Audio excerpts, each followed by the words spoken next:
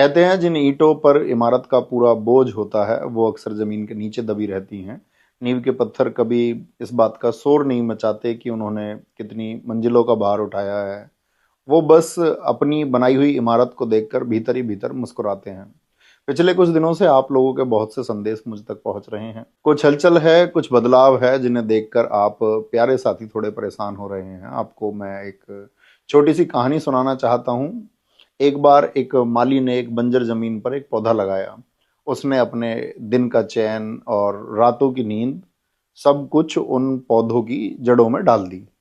अपना सब कुछ दांव पर लगाकर अपना सारा वक्त उस नन्हे से पौधे को दे दिया ताकि वो पौधा एक विशाल बरगद का पेड़ बन सके। और वो पेड़ बना इतना विशाल कि उसकी छांव में हजारों लाखों मुसाफिरों, प्यारे साथियों को सुकून और अपना लक्ष्य मिलने लगा। जब पेड़ घना हो गया तो जाहिर है कई परिंदों ने भी आकर उन डालियों पर अपना बसेरा बना लिया। लेकिन समय के साथ जब हवाएं बदलती हैं या कोई और जंगल ज़्यादा हरा दिखने लगता है तो कुछ पक्षी उड़कर दूसरी डालियों पर चले जाते हैं। जिस वजह से अक्सर लोग उस माली से पूछते हैं कि क्या तुम्हें दुख नहीं होता कि तुम्हारे बनाए पेड़ से पंछी उड़ रहे हैं। ऐसी बात को सुनकर माली बस मुस्कुराता है, क्योंकि उसने वो पेड़ परिंदों को बांधने के लिए नहीं बल्कि मुसाफिरों को छांव देने के लिए लगाया था। उड़ने वाले परिंदों का सफर वहीं तक था, क्योंकि ऐसे पंक्षियों की फितरत ही ऐसी होती है कि वे जिस पेड़ की छांव में पले बढ़े होते हैं उनके महत्व को नहीं समझते। लेकिन वो जड़ें आज भी उस माली के पसीने को पहचानती हैं। इसलिए मेरे प्यारे साथियों, आप मुसाफिर हैं। आपको अपनी सफलता के मंजिल तक पहुंचना है। कौन सी डाल से कौन सा पत्ता टूट रहा है, कौन सा पंछी उड़कर किस पेड़ पर जा बैठा है, इसमें अपना कीमती वक्त जाया मत कीजिए। मैं आज उस मंच के माध्यम से आप तक नहीं पहुंच पा रहा हूं, क्योंकि अब मेरी राहें आपके हकों की एक बड़ी लड़ाई की तरफ मुड़ गई हैं। लेकिन मैं वापस आऊंगा, क्योंकि जिस आंगन को अपने हाथों से बुहारा है उसकी फिक्र हमेशा रहती है। आप बस अपने लक्ष्य पर ध्यान दीजिए। और चलते चलते चंद लाइनें आप सबके लिए छोड़कर जा रहा हूं, जरा गौर से सुनिएगा। मैंने तो एक छांव चुनी थी धूप में तपते पैरों के लिए। वो दरख्त लगाया था मैंने बस आने जाने वालों के लिए। अब शाखों से उड़ते पंछियों पर मैं भला क्या मलाल करूं, जो अपनी फितरत से मजबूर उन पर क्या सवाल करूं। हमें कोई मलाल नहीं दरख्त की किसी शाख के खाली हो जाने से। हमारी फिक्र तो बस इतनी है कि कोई मुसाफिर, कोई प्यारा साथी ना भटके अपने ठिकाने से। ये बात हकीकत है कि एक माली ने बड़े सुंदर उद्देश्य के लिए एक बगीचा लगाया।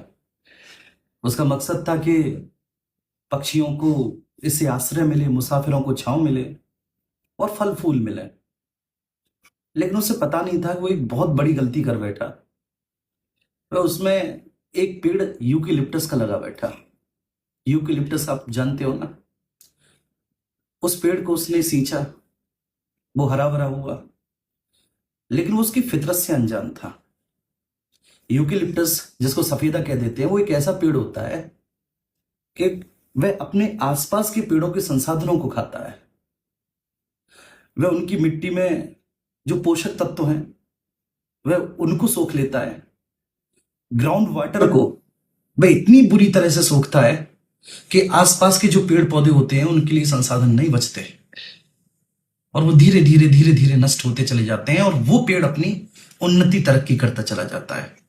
जब कोई बाहरी व्यक्ति आता है उस बगीचे में तो वो माली की तारीफ किए बिना रुकता नहीं कि कितना सुंदर बगीचा लगाया है।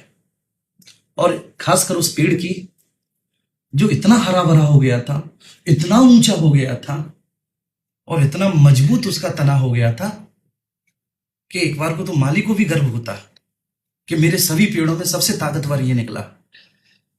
लेकिन उसे पता है कि वो ताकतवर बना कैसे। ये बात उसको अंदर ही अंदर कचोट रही थी कि एक पेड़ की वजह से मैं एक दिन इस पूरे बगीचे को अपनी आंखों से बंजर होते हुए देखूंगा। और धीरे धीरे वैसा हो भी रहा था। तो मेरे दोस्त, आप जिस दुनिया को देखते हो वो कैमरे के सामने की दुनिया है। कैमरे के पीछे बहुत कुछ घटित होता है जो आपको दिखाई नहीं देता। आप इस बात को बहुत अच्छे से जानते हो कि बातें कुछ और होती हैं और प्रेजेंट कुछ और तरीके से की जाती हैं।